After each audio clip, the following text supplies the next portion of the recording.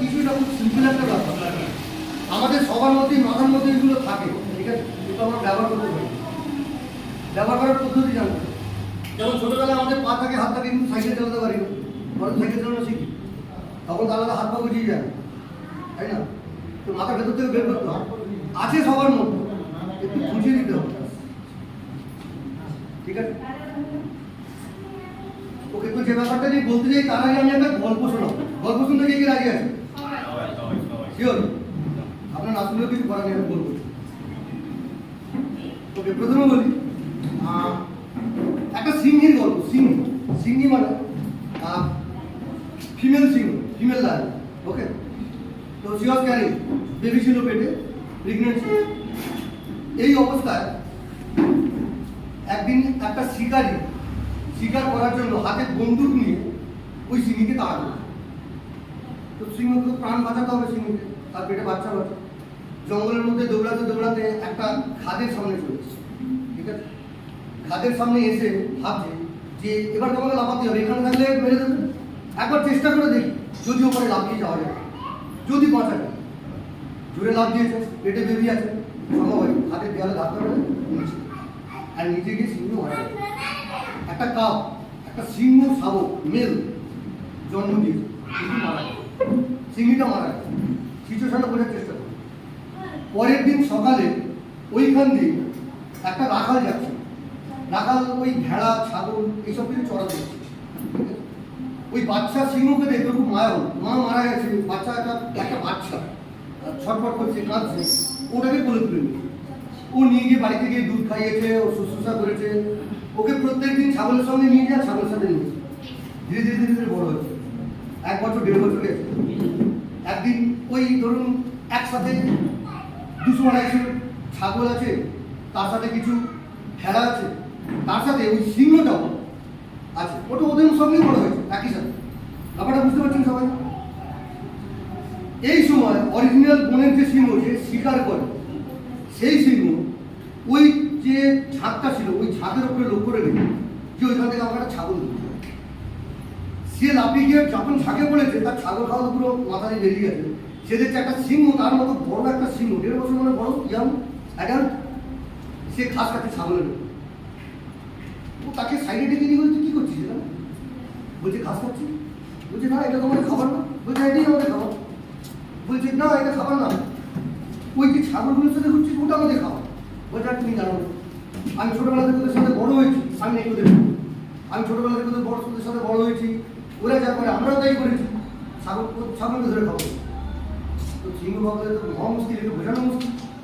ওকে নিয়ে গেছে জলের ধারে গিয়ে বলছে দেখো ছোটরা দেখছি, দেখুন দেখ আমার মতো দেখতে লাগছে। বলছে সত্যি তো, আমাকে তো তোমার মতো দেখতে। বলে ছাগলগুলোর দিকে তাকিয়ে দেখ, ছাগলের মতো দেখতে লাগছে। বলছে না, আবার ভালো করে জলের দিকে তাকিয়ে দেখছে, তাকে সিংহের মতো দেখছে, সে বিয়ে করছে ছাগলের মতো।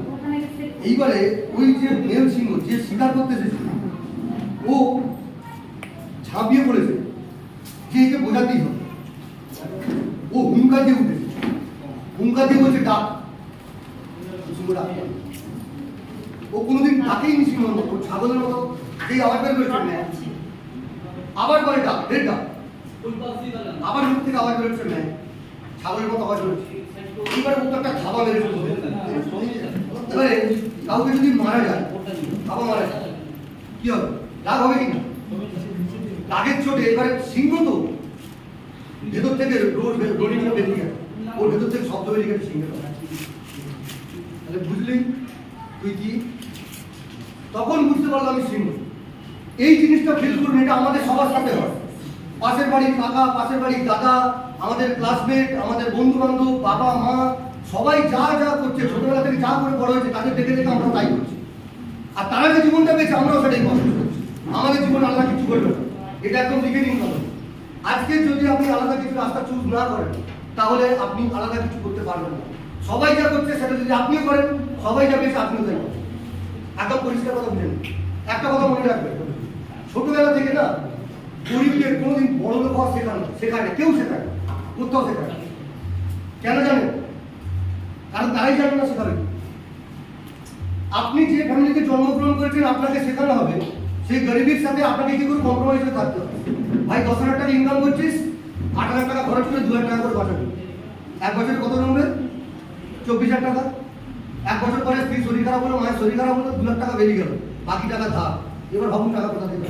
এটাই ঘটে আমাদের সঙ্গে, সবার সাথে এটাই ঘটে। বড়লোক হওয়ার আইডিয়া আপনাকে কেউ দেবে না, সেটা ফ্রি অফ কস্ট শেখাবে ভেস্টিজ। একবার ভেস্টিজ দিলে বিনা পয়সায় আপনাকে ডিএসএ কোর্স করাতে ভেস্টিজ। আপনাদের উচিত এর থেকে সিনসিয়ারিটি ভাবে কিচ্ছু শেখার নেই। ক্লাসে একটা 10 ক্লাসে একটা ডিগ্রি পাওয়ার জন্য 10 বছর পড়াশোনা করতে হবে, করতে হবে। আমি কোন দিকে যাই দেখা যাচ্ছে আমাকে? ওকে, 10 বছর পড়াশোনা করতে হয়, তবে আমরা একটা মাধ্যমিকের সার্টিফিকেট পাই। আচ্ছা, কেউ হাত তুলে বলতে পারে মাধ্যমিকের সার্টিফিকেট নিয়ে আজকে ডেটে কি করবে? আমাদের এখানে একজন উপস্থিত আছে, উচ্চ মাধ্যমিক সবে কমপ্লিট করেছে, পাস করেছে, সে আবার কে যাবে? আচ্ছা, উচ্চ মাধ্যমিকের সার্টিফিকেট নিয়ে কি করা যেতে পারে? কিছু করা যেতে পারে মনে হয়?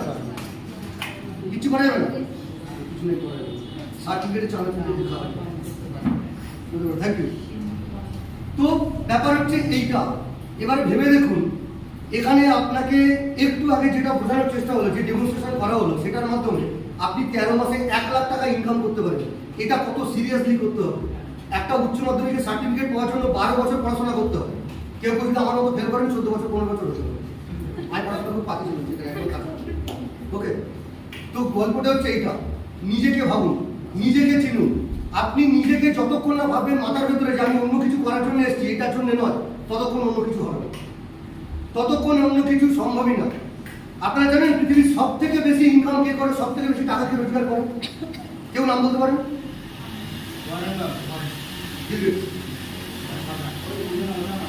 মাইক্রোসফটের চেয়ারম্যান। জানেন উনি গ্র্যাজুয়েটই নয়। স্যার ওটা কখন? জানেন কি উনি গ্র্যাজুয়েটই নন? এটা কি খোঁজ রাখেন? আব্রাহাম লিঙ্কনের নাম শুনেছেন? আব্রাহাম লিঙ্কন জুতো সেলাই করতেন। ছোটবেলায় মুচির দোকানে গিয়ে জুতো সেলাই করতেন 2 টাকা কামানোর জন্য। আমি কত উদাহরণ। আরেকজনের নাম মনে পড়ছে, মোহন সিং ওবেরয় গ্রুপের মালিক। হোটেলে বয় কাজ করেছে, হোটেলে বয় কাজ করেছে, ঠিক আছে। লায়নেল মেসি, সবাই জানেন মেসিকে, ফুটবল সবাই পছন্দ করেন। ফুটবলের কোচিং এর টাকা জমা করার জন্য চায়ের দোকানে কাজ করেছেন। আর বর্তমানে আমাদের কনস্টিটিউশন যার নিয়ম অনুযায়ী চলছে, তিনি প্রাইম মিনিস্টার, তিনিও চায়ের দোকানে কাজ করেছেন। আপনারা এখনো ভাবেন আমার দ্বারা কিছু হবে না। এরা কি আলাদা কিছু থেকে তৈরি ছিল? এরাও সাধারণ বাড়ি থেকে, আপনার থেকেও সাধারণ, আপনার থেকেও গরিব ফ্যামিলি থেকে। এখন নিজের ভেতরে ওই সিংহটাকে জাগিয়ে তুলুন। আপনি সব পারেন, বিলিভ মি, আপনি সব পারেন। যতক্ষণ আপনি এটা ভেতর থেকে ফিল করবেন যে আমি পারি, ততক্ষণ আপনি পারবেন। লোকের কথা শুনে নাচলে তাহলে নাচতেই হবে, স্টেজে উঠে কেউ কথা বলবে, বাড়িতে হাততালি দিতে হবে, সেটা সে আরেকটা লোক বলবে। ওরকম লোকের কিছু দরকার আছে। এবার আপনি ভাবুন আপনি কোন জায়গায় নিজেকে দেখতে চান। আমি শেষ করবো, আর বেশিক্ষণ সময় দেবো না, আমাদের প্রজেক্টটা রেডি হয়ে গেছে। একটা ছোট্ট গল্প বলবো, এটা কোনো অসাধারণ মানুষ না, একটা সাধারণ মানুষের গল্প। লোকটার নাম সুদীপ দত্ত। আপনারা গুগলে সার্চ করে দেখতে পারেন, গুগলে ভিডিও উনি আছে। ওনার বাড়ি দুর্গাপুর, ওকে। সুদীপ দত্ত ক্লাস 6-এ যখন পড়ছিল, ক্লাস 6-এ, তখন ওনার বাবা আর্মিতে ছিল, বাবার পাইতে গুলি লাগে। 71-এর যুদ্ধে বাবার পাইতে গুলি লাগে, বাবা আপাই চলে যায়, আর ডিআরএস নিয়ে চলে আসে। ওনাদের ফ্যামিলির কোনো ইনকাম ছিল না, ইনকাম একদম বন্ধ হয়ে গিয়েছিল। ক্লাস 10-এ পড়তে পড়তে ওনার দাদার একটা দুরারোগ্য রোগ হয়। উনি ফ্যামিলির একমাত্র আর্নার ছিলেন, উনি মারা গেলেন। ওনার সাথে বাবাও মারা গেল 2 মাসের মধ্যে। ভাবুন, একটা ক্লাস 10-এর ছেলে, তার 4টে ভাই বোন আছে, মা আছে। সংসার ধরার জন্য 15 টাকা রোজে একটা ফ্যাক্টরিতে কাজে লাগবে। 15 টাকা রোজে একটা স্টিলের ফ্যাক্টরিতে কাজে লাগবে। 2 বছর পরে ওই ফ্যাক্টরিটা বন্ধ হওয়ার জায়গায় চলে যাবে, ফ্যাক্টরি চলবে, ঠিক আছে। উনি কি করলেন, বন্ধুদের থেকে ধার করে 16,000 টাকা জোগাড় করলেন। বুক পেতে ভাবলেন রিস্ক না নিলে কিছু হবে না। উনি ফ্যাক্টরির মালিককে গিয়ে 16,000 টাকা দিলেন, দিয়ে বললেন আর দিতে পারবো না, 2 বছরের প্রফিট দেবো, আপনি ফ্যাক্টরিটা আমাকে দিন, আমি চালাবো। ব্যাপারটা বুঝুন, আপনি দিন আমাকে, আমি চালাবো। আজকে আপনি সার্চ করে দেখুন এসডি স্টিল, আপনি খুঁজে পাবেন 1600 কোটি টাকার মালিক উনি। 1975-এ উনি 15 টাকা রোজে কাজ করেছেন, আজকে ডেটে 1600 কোটি টাকার মালিক। উনি যদি ওই দিন ওই ডিসিশনটা না নিতেন, ওই রিস্কটা যদি না নিতেন, আপনারা ভাবুন কাজ শুরু কোথায় থাকতেন? কোনো না কোনো ফ্যাক্টরিতে মজদুরি কাজ করতেন, সারা জীবন ধরে করতেন। এই বছর 8,000 টাকা পাচ্ছে, পরের বছর 9,000 টাকা হতো, কিন্তু পরের বছর ভাবতো না যে আজকে 200 টাকা লিটার তেল পরের বছর 300 টাকা হবে। আমার কথাটা বলে যাচ্ছে, এরকম যে কেউ হতে পারে। আরও আমার কাছে 4-5টা গল্প ছিল, কিন্তু সিএনটি চলবে, এখন এত গল্প বললে হবে না, এটা পরে স্টপে দেবে, ঠিক আছে? তো নিজেদের ভেতরে ওই লাইনটাকে জাগিয়ে তুলুন, আপনারা সব পারবেন। নিজের বাইরে গিয়ে একটু আয়নার সামনে চোখে চোখ রেখে দেখুন, চোখে চোখ রেখে বলুন যে এটাই কি জীবন, এইরকমই চলবে। অনেক হয়েছে, আপনাদের মনে হয় না দেয়ালে পিঠ থেকে গেছে আর পিছনের জায়গা নেই? কত কম্প্রোমাইজ করবেন লাইফের সাথে, কত কম্প্রোমাইজ করবেন? ইচ্ছা হয় না একটা পিটার ইংল্যান্ডে জামা পরে গার্লফ্রেন্ডের সঙ্গে দেখা করতে? সরোজ, ইচ্ছা হয় না? হয়, এটা বলো না গার্লফ্রেন্ড নেই, ঠিক আছে? তো একটু লাইফটাকে একটু কোয়ালিটি বানাও। লাইফ কোয়ালিটি তখন হবে যখন দিমাগের ভিতর কোয়ালিটিটা ঢোকাবে। একটা হাতে যদি জলের বোতল থাকে না, ওই জলটাকে আগে ফেলতে হয়, তারপরে ওখানে পেট্রোল ঢুকবে। মাথাটাকে আগে খালি করুন। যারা যারা ভেস্টিজ করতে এসছে, এতদিন যা কিছু শিখেছেন মাথাটাকে খালি করুন। এখানে সিস্টেমটা পুরো আলাদা। এখানে অন্যের মতো আপনার কথা শুনতে হবে, কোনো কথা নেই, কোনো কথা নেই, শুনতে হবে না, শুনতে হবে। আপনি 3-4 বছর শুনে দেখুন, যদি আপনার লাইফ তৈরি করেন আমার সঙ্গে যোগাযোগ করবেন, যা ডিফিশনটা আমি থ্যাংক ইউ।